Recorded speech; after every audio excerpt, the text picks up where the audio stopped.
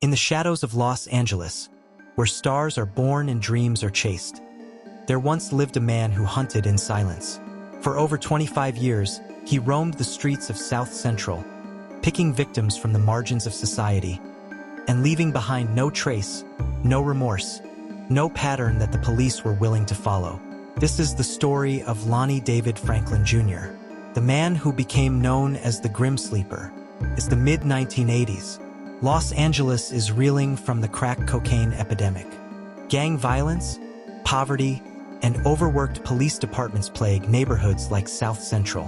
When the body of Deborah Jackson, a 29-year-old woman, is found in August 1985, shot 3 times in the chest and dumped like trash, police file the report and move on. It's just another homicide in a city overwhelmed.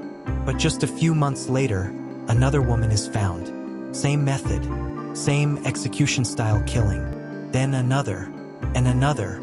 Over 3 years, at least 7 women are murdered. All black, most poor, some with records.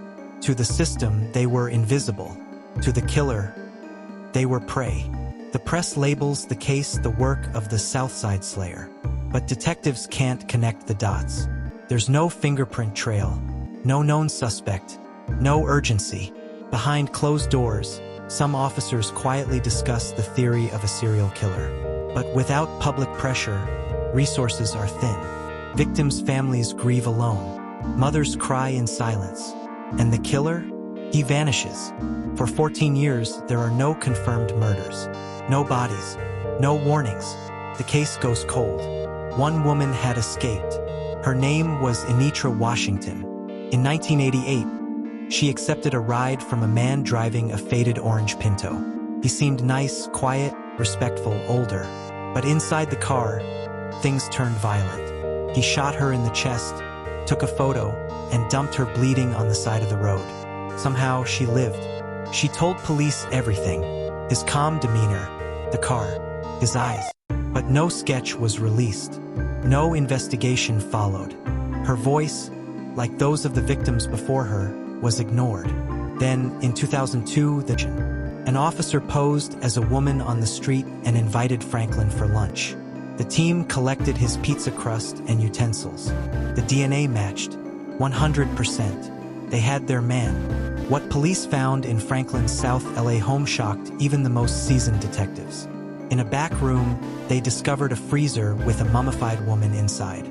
On old floppy disks and CDs, they uncovered over 180 photographs of women. Many unconscious, injured, or appearing lifeless.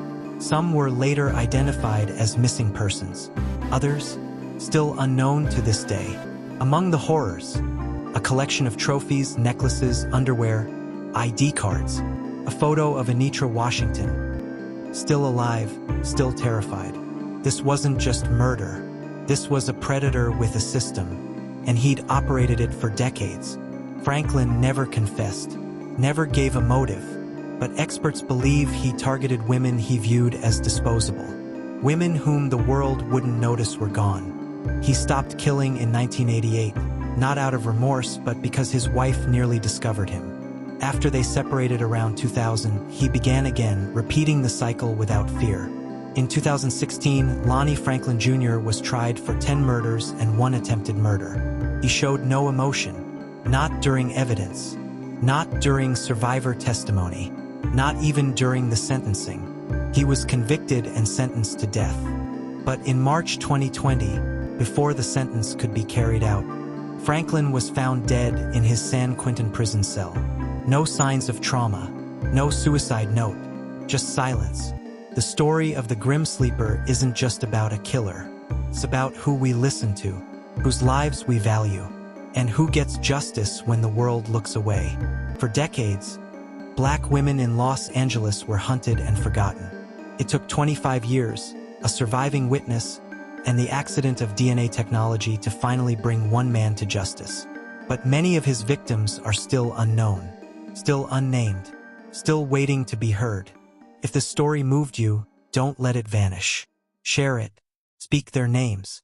Because silence is how killers thrive, and remembering is how we fight back.